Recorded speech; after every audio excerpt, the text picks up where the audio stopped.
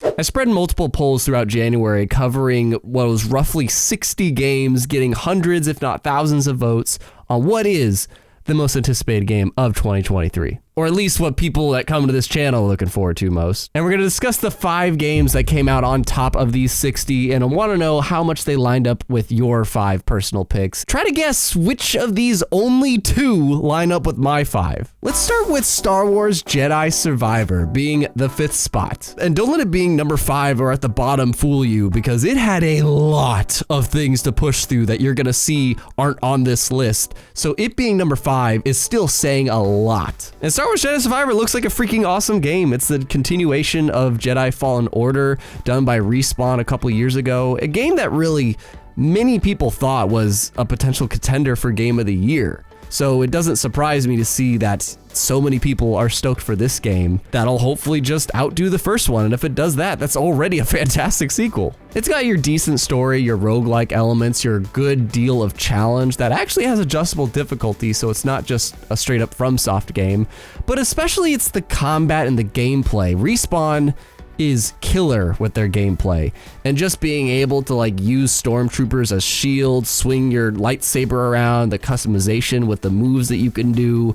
This game just seems like the game if you want to be a badass Jedi, and we'll have some new places to explore while we're at it. And what Star Wars Jedi Survivor was neck and neck with for during nearly the entirety of these polls is the absolute minefield of a game to talk about, it seems like, Hogwarts Legacy. A game that I haven't done any content before at all, no reaction, no discussion or anything like that, but it was really interesting to see how many of you guys were excited for this game, but it doesn't surprise me at the same time because it is truly like the Harry Potter fantasy. It is the fantasy of being a wizard, witch, whatever, learning at Hogwarts, a big, huge Hogwarts, and it is an open world game.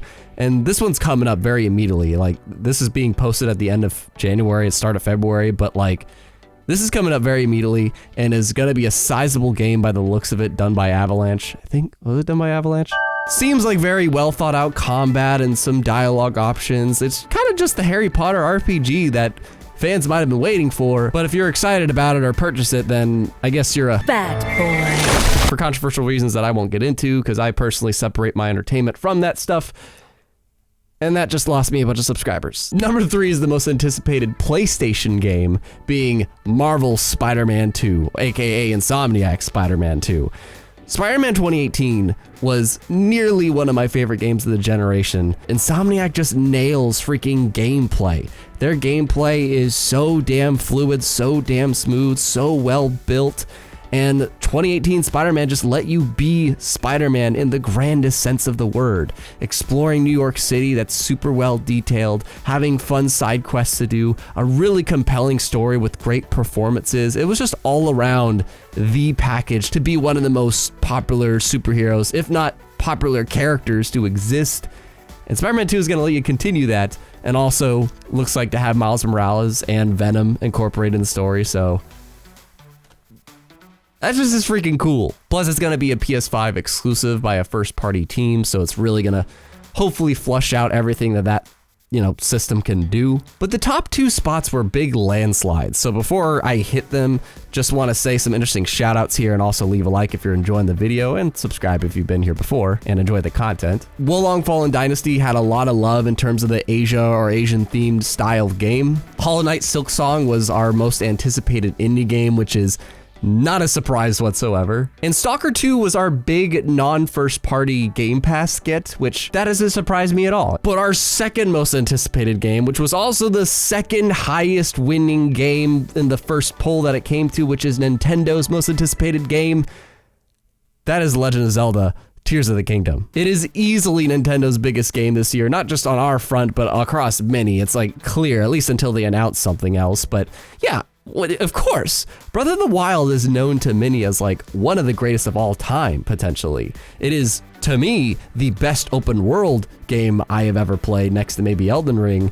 If you just get more to discover, that's a big thing. Breath of the Wild, the saddest part about that game is that when it's over, you kind of, discovered everything, at least if you've journeyed through all of Hyrule has to offer in that game. But this one, you get to get more. And on that front, having more to discover, that's something beautiful. And that's something I think a lot of people are looking forward to with Tears of the Kingdom. But according to our community polls that had hundreds on each of these and accumulating thousands of votes basically, Starfield is our most anticipated game. But the bigger thing to note here is that it was a massive landslide of a win for the Xbox-centric poll. There was a poll that was like, which of these first-party Xbox games are you looking forward to most? And Starfield won with the crazy-ass 82%. That's insane. Redfall, Minecraft Legends, Forza, like they just don't stack up whatsoever to freaking Starfield, which isn't too surprising because it's the latest game from Bethesda Studios, which their last main game, I'm gonna say, is Fallout 4, because 76, I think, I could be wrong, but that was kind of a collaboration with Todd Howard and Bethesda, and I don't know, it seemed like that wasn't truly the next Fallout Elder Scrolls game, but Fallout 4, that was a few years ago, man. Plus, this is a next-gen exclusive also, and it's gonna need to be because it is gonna be all about exploring the entire freaking galaxy or whatever with hundreds, if not thousands of planets. It's basically No Man's Sky, but through Bethesda, and having RPG elements with over 250,000 pieces of dialogue recorded. This is a meaty game that will hopefully be great.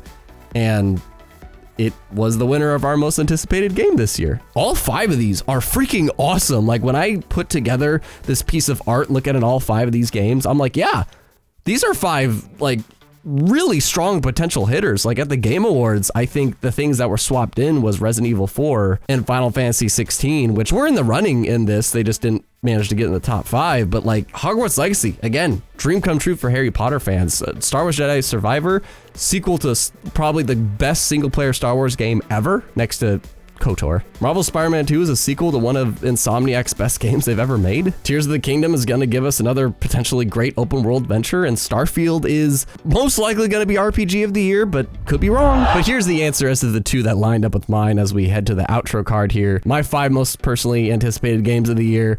It's a tie between Lies of P and Minecraft Legends for 5 for 2 very different reasons. Probably Minecraft Legends just because it's a PvP game that I'll be excited to play. Stalker 2 looks absolutely great between its tone, world, and just atmosphere. Star Wars Jedi Survivor was one of the 2 because I love the first game and I'm really looking forward to just getting more of it. Easily of these 5 though, Spider-Man 2 is my most anticipated of these 5. Like I want it, I need it. I'm an Xbox guy, but I don't care. I love the hell out of Insomniac Spider-Man. But easily my most anticipated game of the year had no shot against Tears of the Kingdom, and that's Pikmin 4. Like, Nintendo gaming period. I've been waiting many years to play this game. If you want to see the reaction, you can click that on screen here and let us know how the 5 games that the community picked line up with your personal picks in the comments down below. Because it's fun to geek out about stuff, so geek out, tell me, what are your most anticipated games this year?